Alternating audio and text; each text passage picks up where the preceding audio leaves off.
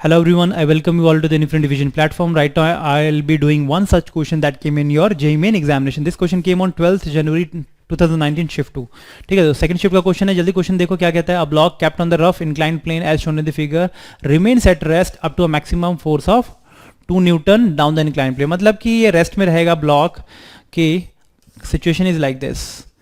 आप 2 न्यूटन नीचे फोर्स लगा रहे हो तो ये नीचे जाना चाहेगा, फ्रिक्शन बैकवर्ड लग रहा है, एंड डाउनवर्ड फोर्स कितना लगता है mg sin theta. If this inclination is theta so this force must be equal to mg sin theta, क्योंकि वेट को आपने ये वाला कंपोनेंट और ये वाले कंपोनेंट में डिवाइड कर दिया है. ठीक है, this component of weight is mg cos theta, that we already know. mg cos theta और ये वाला कंपोनेंट mg sin थीटा होता है.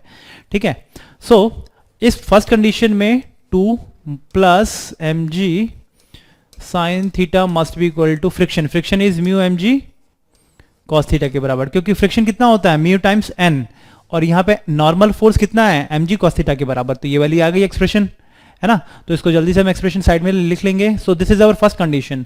तो इसको उधर लेके जाएंगे तो what will be getting 2 must be equal to mu mg cos theta minus mg sin theta. यही एक्सप्रेशन आ रहा है. ओके, अब हम सेकेंड इक्वेशन फॉर्म करेंगे जल्दी से.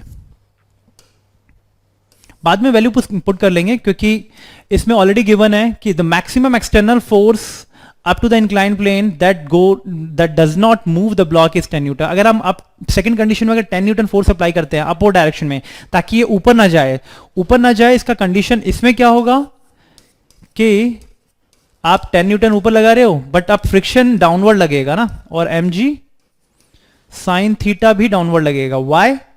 क्यों? क्योंकि it is about to move up, तो मैक्सिमम आप 10 न्यूटन ही लगा सकते हो. इस कंडीशन में 10 must be equal to mg sine theta plus friction की value mu mg cos theta के बराबर ही रहेगी इस कंडीशन में भी, है ना. अब इन दोनों एक्सप्रेशन को बस सॉल्व करना है और कुछ नहीं है.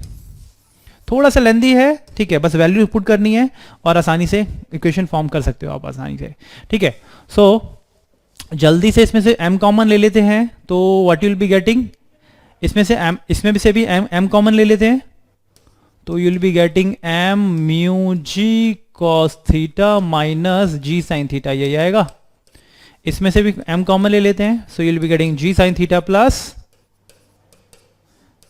Mu g cos theta. यही आ जाएगा ना.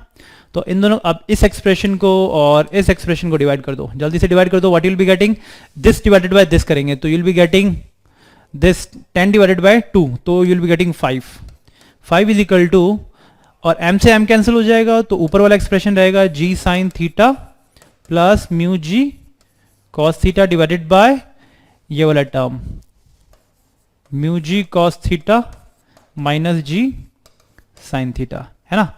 अब इसको फर्दर सॉल्व करेंगे हम. अब तो आसानी से इक्वेशन हमने फॉर्म कर दिया, अब बस सिर्फ सॉल्व करना रह गया. तो जल्दी सॉल्व करो. इसको फर्दर उधर मल्टीप्लाई करेंगे तो you will be getting 5 mu g cos theta minus 5 g sine theta must be equal to g sine theta plus mu g cos theta, है ना. cos थीटा वाले टर्म इधर ले आएंगे तो you will be getting mu g 4 mu g cos theta is equal to, ये उधर जाएगा term, you will be getting 6 g sine theta, है ना. अब जल्दी से हम वैल्यू पुट कर देंगे. g से g की वैल्यू कैंसिल, म्यू की वैल्यू हो जाएगी 6/4 tan थीटा. तो 6 is nothing but 3/2 tan theta. tan 30 degree कितना होगा, क्योंकि थीटा की वैल्यू ऑलरेडी आपको गिवन है 30 degree. It would be equal to 1/√3. So this is equal to √3/2 that we are getting. So जल्दी से ऑप्शन देखो. So B would be our correct option. I hope this question is clear to everyone. सिर्फ आपको करना क्या है, expressions लेके आने. दो एक्सप्रेशन. पहले सिचुएशन में वो ये नीचे जाना चाह रहा था तो फ्रिक्शन अपवर्ड लगेगा. सेकंड कंडीशन में कितना मैक्सिमम अपवर्ड फोर्स लगाओगे तो फ्रिक्शन डाउनवर्ड लगेगा.